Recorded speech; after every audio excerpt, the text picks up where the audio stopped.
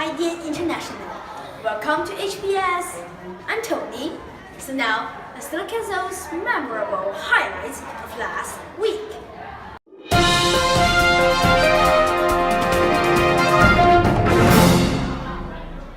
We have a memorable singing competition as weekly routine at last week.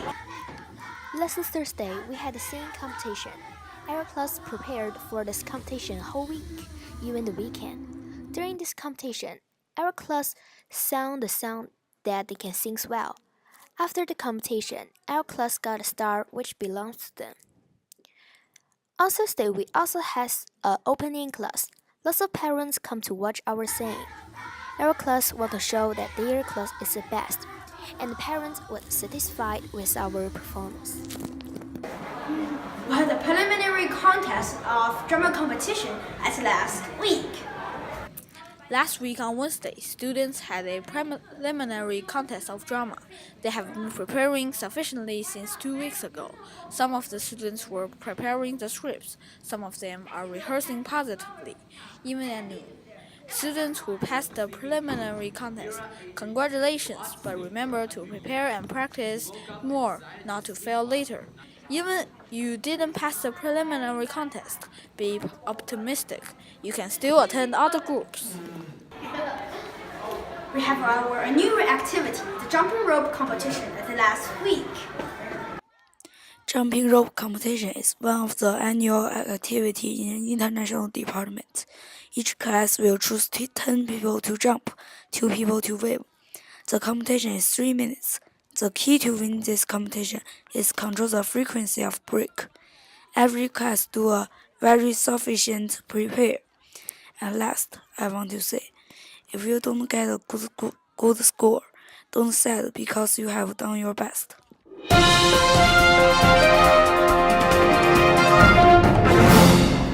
White House officials. Jerusalem decision halt peace process. President Donald Trump's decision Wednesday to recognize Jerusalem's Israel capital has temporarily derailed the Israeli-Palestinian peace process. Two senior White House officials acknowledged after Trump's speech. The question now for those officials, for how long, were prepared for derailment temporary. I hope. Pretty sure it will be temporary, said a senior White House official who acknowledged that the president's speech team not spoken with generous Palestinian officials since the Trump's announcement. The derailment was caused the White House was prepared to accept the fulfilled Trump's campaign promise, and two senior White House officials said they felt making the announcement now before Israelis and Palestinians have reached the negotiating table would help to mitigate the damage to peace process. Time reviews the short list of the year. Among the finalists are one of the world's most notorious leaders, the woman behind the year's biggest cultural reckoning, and whether he wants it or not, President Trump. Trump, who was named Person of the Year in 2016, was nominated again after a notorious first year in office. 2 weeks ago, he claimed to have turned down an officer for his year's honor.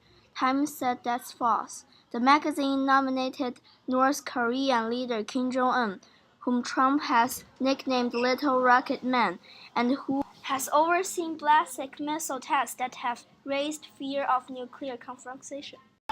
North Korea's mystery ship, the curious case of the Haidian 6. The United Nations brought down the hammer, and that was it for the Haidian 6. On October 10, the Haidian 460-foot cargo ship was banned from entering every single port across the globe, punished for violating sanctions on North Korea. It was just south of South Korea the day the news was announced. According to tracking information by Marine Traffic, its transponder blinked continuously until 11:17 p.m. Coordinated Universal Time, the data showed. Then the Haidian 6 disappeared. The Haidian 6 was one of the 4 ships the UN slapped with global port bans. But it's not the first time North Korean ships have been sanctioned. The Jesun, one of the 4 banned ships, was caught by Egyptian authorities smuggling thousands of North Korean rocket-propelled grenades in 2016. Panamanian authorities detained the Chongchung in 2013 after finding MiG fighter jets, anti-aircraft systems, and explosive hidden under bags of sugar. Now the net seems to have widened. The UN has recently passed resolutions blocking North Korea's ability to export goods like coal and metal ores, big moneymakers for Pyongyang. They help fund everything from the lavish lifestyle of North Korea's elite to its rapidly advancing nuclear and missile programs.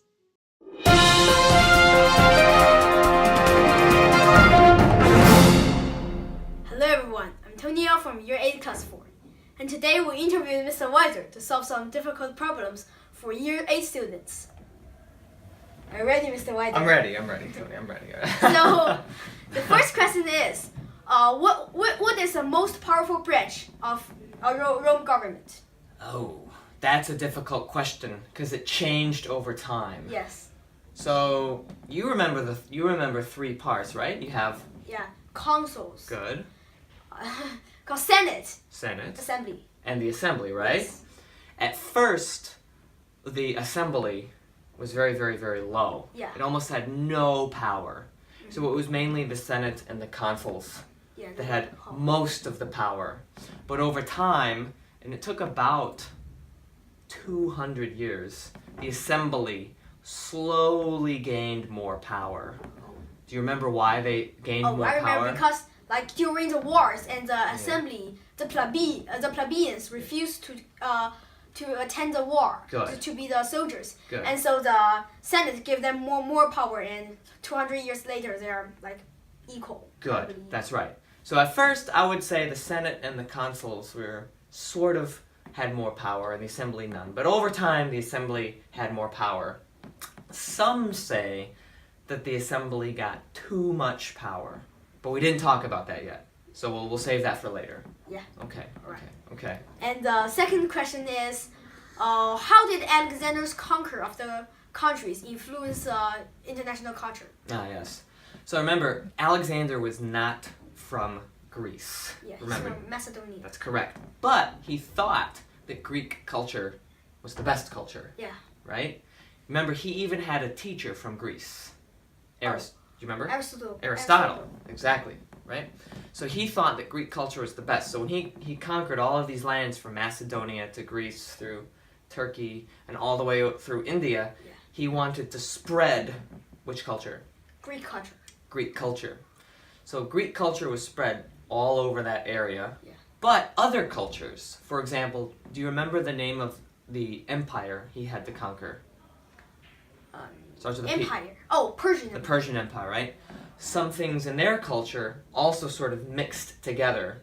So in that whole area, there was a big blending of Persian and Greek cultures, and some other cultures too. Egyptian. Some Egyptian and a little bit of India too. They all mixed together to form like a big international culture, and it connected like the East and the West too. Like it even helped connect to China with the Silk Road. Yeah. So. And the last question is, why did Alexander retreat his army? This is actually pretty easy. He wanted to keep going, but his soldiers, they were just tired of fighting. They wanted to go home to see their wives and their children. So they just said, we don't want to go anymore. So they went back. Thank you, Mr. Weiser. You're welcome, Tony. Goodbye.